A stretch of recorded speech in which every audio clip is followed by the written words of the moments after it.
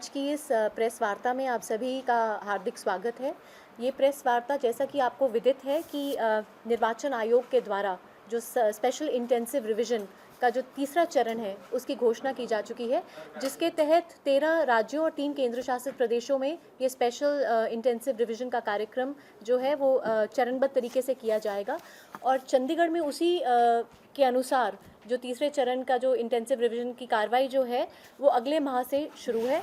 मैं एक बार समय सारणी से आपको अवगत कराना चाहूँगी कि पहला जो चरण है इसमें वो है हमारा ट्रेनिंग और डिस्ट्रीब्यूशन ऑफ मटेरियल का। और ये जो प्रिंटिंग का जो कार्य है ये हमारा 5 जून से लेके 14 जून तक ये कार्य होना है। उसके बाद एक हाउस टू हाउस एन्यूमरेशन होनी है by the booth level officers, और ये 1 महीने का समय है, 15/6 से लगभग 14 जुलाई तक का। उसके बाद क्योंकि हमारे को इसके हिसाब से पोलिंग स्टेशंस को रैशनलाइज करना है ताकि हर पोलिंग स्टेशन पे 1200 से अधिक मतदाता ना हो, उससे कम ही हो या अप टू 1200 मतदाता ही हो पोलिंग स्टेशन वाइज। उसके अलावा ड्राफ्ट इलेक्टोरल रोल की पब्लिकेशन है जो कि 21/7 को की जाएगी। क्लेम्स और ऑब्जेक्शंस का लगभग 1 माह का पीरियड है, 20 अगस्त तक का। उसके बाद फाइनली क्लेम्स और ऑब्जेक्शंस को डिसाइड किया जाएगा और 22/9 को जो final publication of electoral roll की जाएगी। तो लगभग ये जो समय है जो जून से लेके सितंबर 22 तक का 22/9/2026 तक का ये समय है, जो समय सारिणी उसके अनुसार है।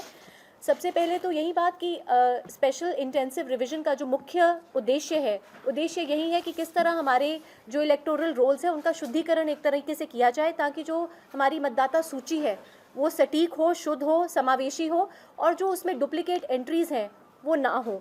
जिन लोगों की पात्रता नहीं है उनको उसमें से हटाना है और जो पात्र हैं उनको उसमें लाना है, यानी eligible voters have to be included, और इन एलिजिबल को किस तरह से इसमें डिलीट किया जाए। तो एक तरह से इसको सुदृढ़ करने की जो कार्रवाई है, लगभग 2 दशक के बाद 2002 में चंडीगढ़ में पिछली समरी रिवीजन हुई थी और 2002 के बाद अब 2026 में इसको किया जा रहा है। और इसके लिए डिटेल्ड गाइडलाइंस इलेक्शन कमीशन द्वारा जारी की गई हैं। 12 राज्यों में आपको जैसा कि पता है ये ऑलरेडी कार्रवाई कंप्लीट की जा चुकी है सक्सेसफुली, और अब इस चरण में चंडीगढ़ में की जानी है। तो मेन कारण इसमें यही है क्योंकि चंडीगढ़ में जैसा कि हम जानते हैं कि शहरीकरण है, पलायन है, और कितनी बार एब्सेंटीज़म, डेथ की वजह से, स्थानांतरण की वजह से जो लोग इस सूची से निकाले जाने हैं, एक तरह से उस सूची को सही और सटीक रूप से इसको बनाकर सत्यापित करके इसको हमने पब्लिश करना है।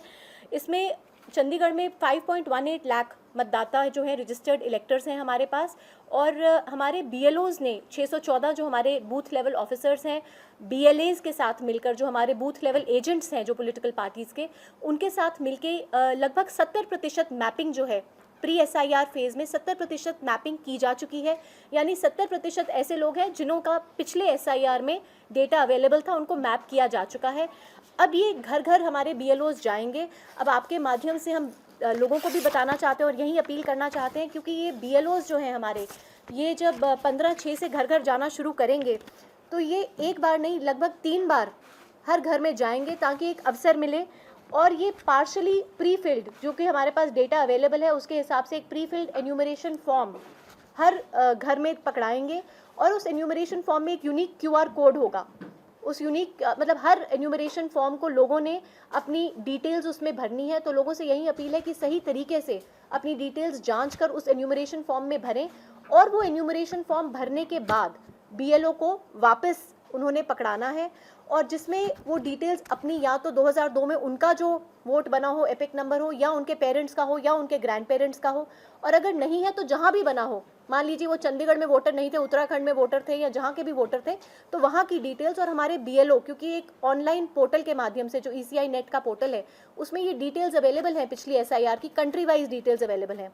अगर आप मान लीजिए 2002 में, 3 में, 4 में जब भी SIR उस क्षेत्र में हुई हो तो वहाँ की जो डिटेल्स है वहाँ से मैपिंग अवेलेबल है। हमारा BLO भी असिस्ट करेगा, आप खुद भी ऑनलाइन जाकर उस डिटेल को निकाल सकते हैं।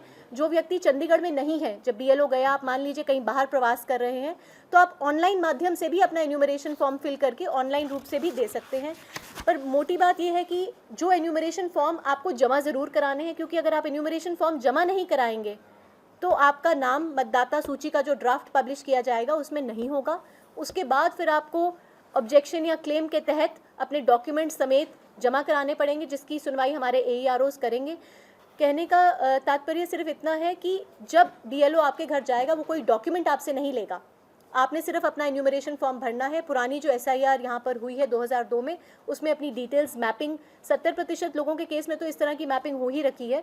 रिमेनिंग भी आपने एक एक्नॉलेजमेंट भी आपको बीएलओ देगा जब आपके घर जाएगा, एक्नॉलेज करके आपको आपका एन्यूमरेशन फॉर्म एक कलेक्ट करेगा और एक पे आपको एक्नॉलेजमेंट करके देगा, 2 प्रतियाँ देगा।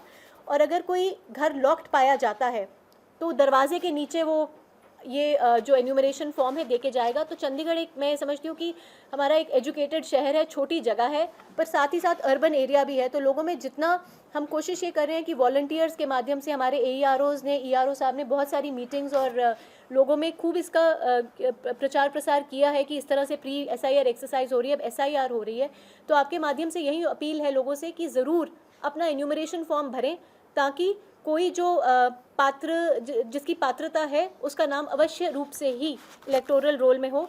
हमने पॉलिटिकल पार्टीज़ के साथ भी लगातार मीटिंग्स कर रहे हैं, उनको भी हमारी यही रिक्वेस्ट है कि एक सहभागिता से ही हम इस कार्यक्रम को पूरा अच्छी तरह सुनिश्चित करें कि किस तरह से कि हमारे सभी लोगों को प्रॉपर वे में मैपिंग करके उनके नाम इंक्लूड हो जाएं ड्राफ्ट इलेक्टोरल रोल में।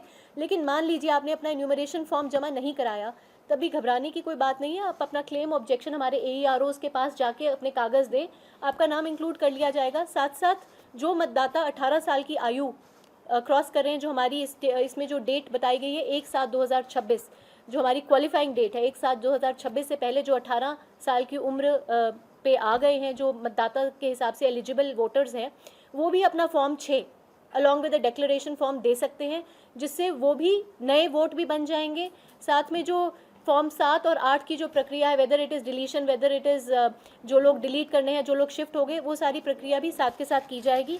और यही इसका पूरा ध्येय यही है कि किस तरह से इस लीगल फ्रेमवर्क के अनुसार हमारा एक फोकस एरिया ये भी रहेगा, जो वल्नरेबल ग्रुप्स हैं, जो वृद्ध पॉपुलेशन है, जो बुज़ुर्ग हैं, उनको भी किस तरह से असिस्ट किया जाए, बताया जाए। वॉलंटियर्स को भी हम इसमें अपने साथ ले रहे हैं, NSS के वॉलंटियर्स को भी साथ में ले रहे हैं, ताकि प्रॉपर तरीके से घर घर जाके इसको हम एक सक्सेसफुल अभियान बनाएं। और आपसे भी वही अपेक्षित है कि एक्टिवली इसमें पार्टिसिपेट करें। और क्योंकि अभी फ़िलहाल अभी सेंसस चल रहा है, जैसे ही सेंसस की कार्रवाई ख़त्म होगी तो अगले महीने से ही SIR की कार्रवाई शुरू होगी, तो ताकि हमारे पास बहुत ही सुदृढ़ और सटीक इलेक्टोरल रोल हमारे पास हो। तो आपके माध्यम से यही लोगों से अपील है, आप खुद भी जो यहाँ के जिनके वोटर कार्ड यहाँ के बने, और बाकी सबके लिए भी यही अपील है कि हमारे पास एक 1950 करके नंबर भी है, 1950, जो हमारा book a call with BLO है। किसी को कोई दिक्कत है, क्योंकि अभी हमारे पास 15 दिन का समय अभी और है, जिसके पहले ये कार्रवाई, अभी जो प्री मैपिंग भी चल रही है हमारी प्री SIR एक्टिविटी, उसके तहत भी आप कॉल भी बुक कर सकते हैं BLO के साथ। BLO आपके घर आके आपकी डिटेल्स लेके जा सकते हैं। और इसके अलावा अगर आपको कोई भी दिक्कत परेशानी है तो हमारे सबके नंबर्स, AEROs के नंबर्स हैं, BLOs के नंबर्स हैं, डिटेल्स हैं अवेलेबल, या हम भी अवेलेबल हैं यहाँ पर। तो हम कोशिश यही है कि एक यही प्रयास है कि जिस तरह से बाकी राज्यों में ये सफलतापूर्वक संपन्न हुई है, चंडीगढ़ में हम इसको बड़े अच्छे तरीके से इस कार्रवाई को, गाइडलाइंस जो ECI की आई हैं उसके हिसाब से इसको संपन्न करें। जो माइग्रेंट्स हैं, टोटल वोटर कितने हैं? और आज की डेट में 5.18 लाख रजिस्टर्ड हमारे इलेक्टर्स हैं, जिनमें से 70% की हमारी प्री SIR में मैपिंग की जा चुकी है।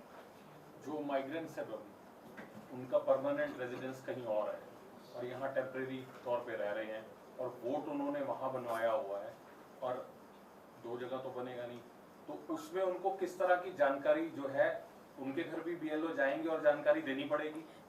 और यही बात आपके माध्यम से भी बताना चाहेंगे, जो आपने बात सही कही कि आप एक ही एन्यूमरेशन फॉर्म साइन कर सकते हैं।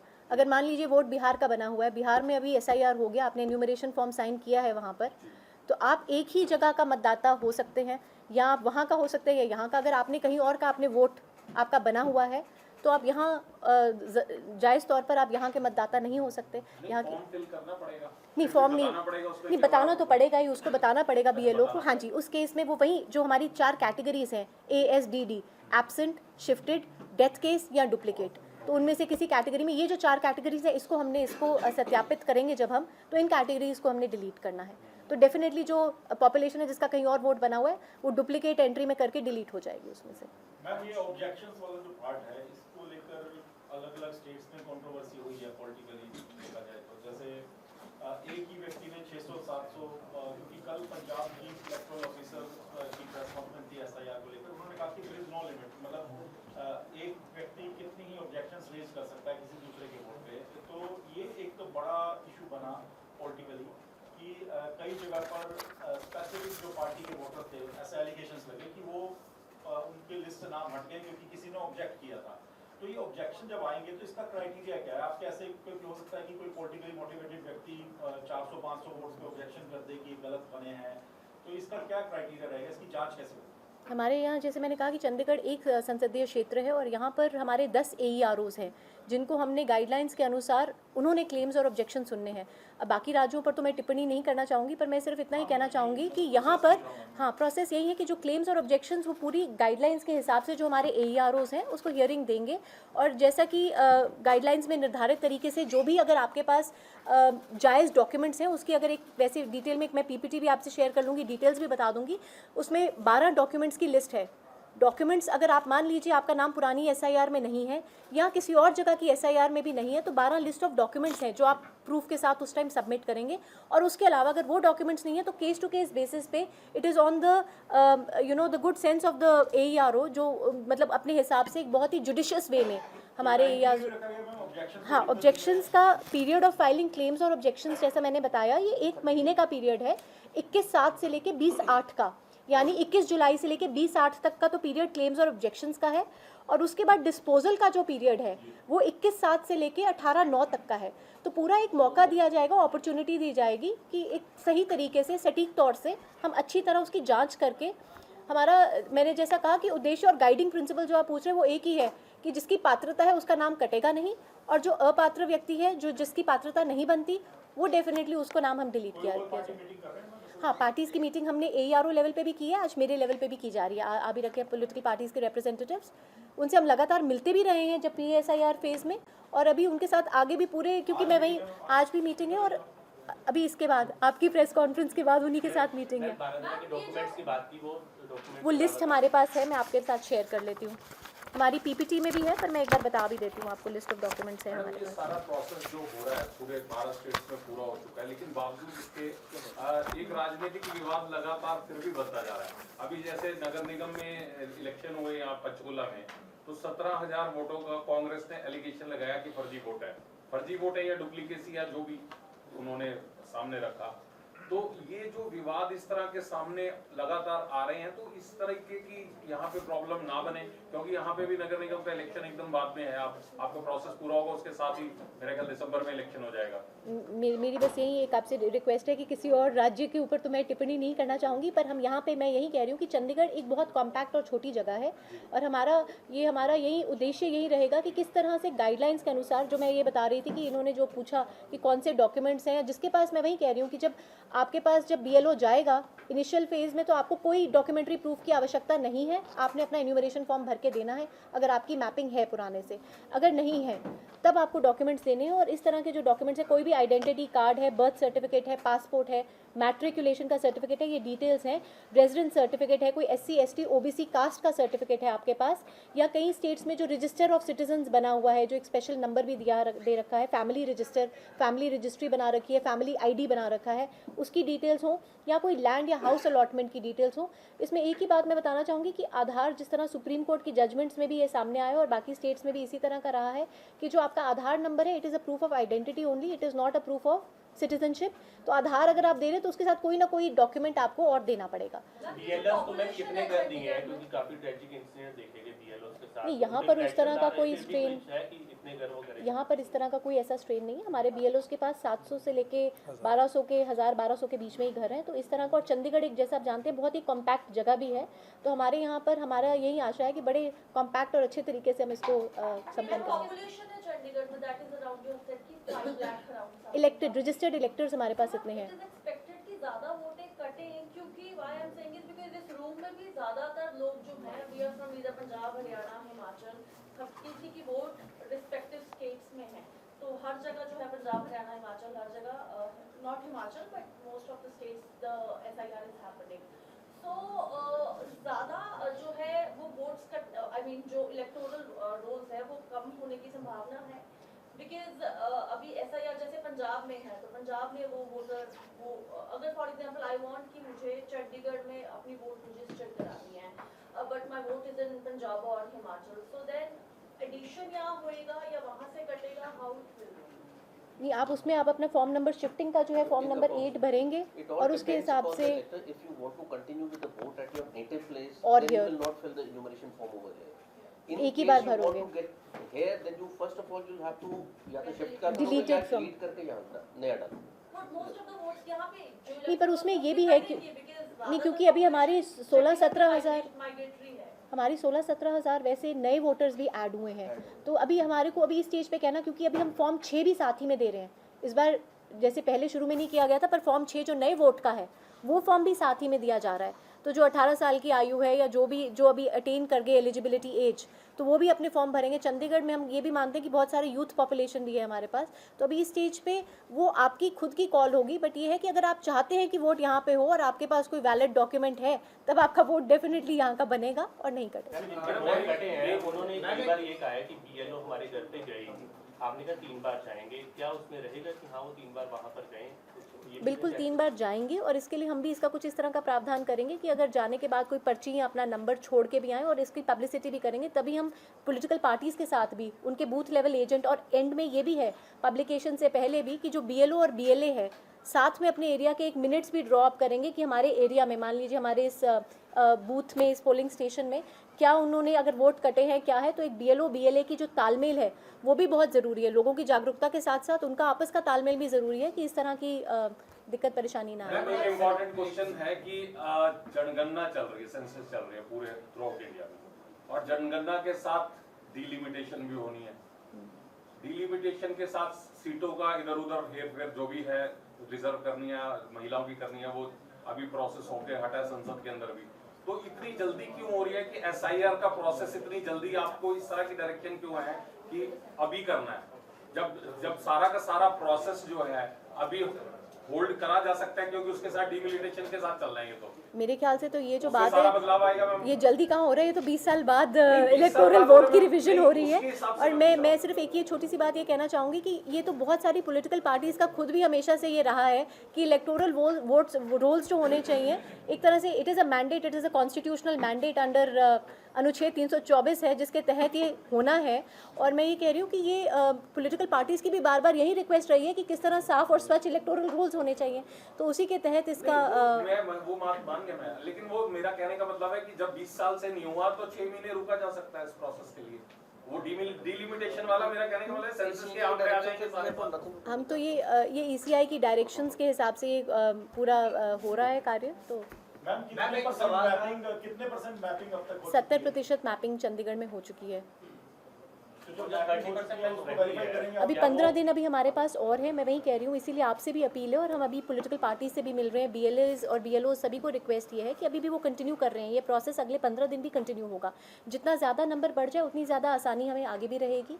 तो उसके बाद इन एनी केस ये एक्सरसाइज तो टेकअप हो ही रही है, पर अभी हमारे पास जो 15 दिन का प्री एसआईआर का भी जो समय है, क्योंकि ये जून 5 के बाद ही कार्रवाई बाकी की शुरू होनी है, तो इस समय में भी होता है। रही है ऐसे में जो मिले ना हो वहाँ पर नहीं, वो तो है ही, क्योंकि अर्बन एरिया है यहाँ पे, जैसे मैंने कहा पलायन है, माइग्रेशन है, कुछ डेथ केसेस भी हमारे सामने आए हैं, तो इन कारणों से हाँ वो डिटेल्स हम आपको दे देंगे। मैम लास्ट टाइम 41 में देखा गया था कि एक ही घर में 60 वोट्स थी और पीछे कई पॉलिटिकल एलिगेशन भी इस तरह के लगे थे और वो वोटर लिस्ट भी आई थी कि काफी रेंटेड लोग वहाँ पर रहते हैं, एक ही घर में 60 वोट्स हैं, तो ये सब फर्जी जो वोट्स हैं डिलीट होंगे।